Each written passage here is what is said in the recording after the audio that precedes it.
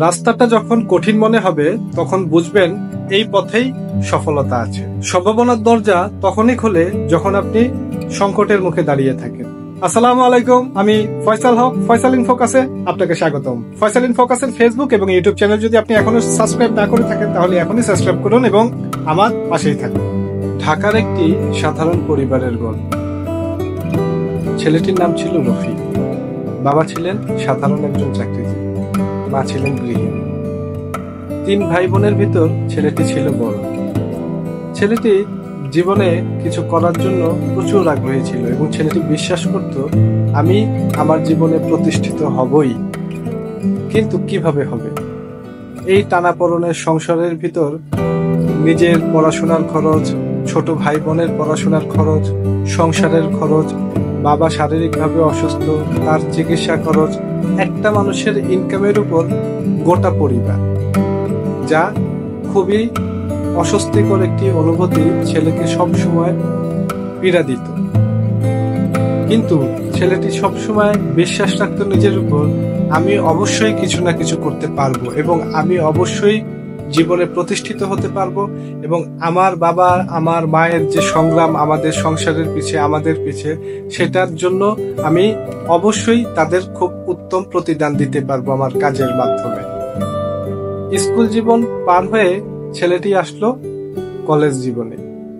College জীবনে তিনি পড়াশোনার পাশাপাশি চিন্তা করলো তাকে যদি জীবনে কিছু করতে হয় তাহলে তাকে এমন কিছু করতে হবে যা সবার কাজের থেকে আলাদা।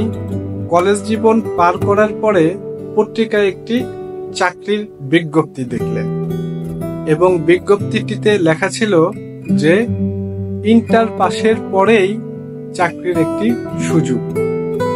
তিনি সাথে সাথে সে চাকরিতে আবেদন করলেন এবং আবেদনের প্রেক্ষিতে কিছুদিনের ভিতরেই তার ডাক আসলো। তিনি ইন্টারভিউ দিল এবং সে কোম্পানিতে সে চাকরি পেল। চাকরি পাওয়ার পর মাস শেষে যখন সে প্রথম বেতন পায়, বেতন পাওয়ার পর তো সে প্রচন্ড খুশি, জীবনে আমার এটা প্রথম ইনকাম, এটা আমার জীবনের প্রথম জয়, এই টাকা আমি আমার বাবা মা ভাই বোন আমি আমার সংসারের পিছে ব্যয় করব।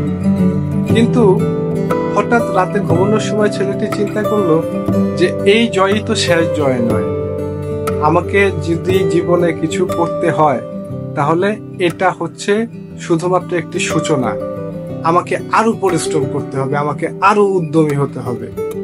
যদি আমি জীবনে প্রতিষ্ঠিত হতে চাই তাহলে পরিশ্রমের কোনো শেষ নেই, নতুন কাজ শেখার কোনো শেষ নেই। তিনি আরো মনোযোগ দিয়ে কাজ করা শুরু করলেন। তিনি এতটাই মনোযোগ দিয়ে কাজ করা শুরু করলেন, পরিশ্রম করা শুরু করলেন যে একটা পর্যায়ে সে ওই কোম্পানিটির স্থায়ী এমপ্লয়ার হিসেবে নিয়োগ পেলেন এবং সেই দিন তিনি মনে করলেন যে আমি একজন সফল মানুষ, কারণ তিনি একটি নামকরা এবং সুনামধন্য কোম্পানির স্থায়ী একজন সিনিয়র ম্যানেজার হতে পেরেছিলেন, যা তার জীবনের অনেক বড় একটি পাওয়া ছিল। তো বন্ধুরা, এই গল্পটি থেকে আমরা কি শিখলাম? মানুষ পরিশ্রম করলে এবং বড় হওয়ার যদি ইচ্ছা থাকে তাহলে আল্লাহ কোনো না কোনো পথ তার জন্য খুলেই দেয় এবং এই গল্পটিতে এটাই স্পষ্ট প্রতীয়মান।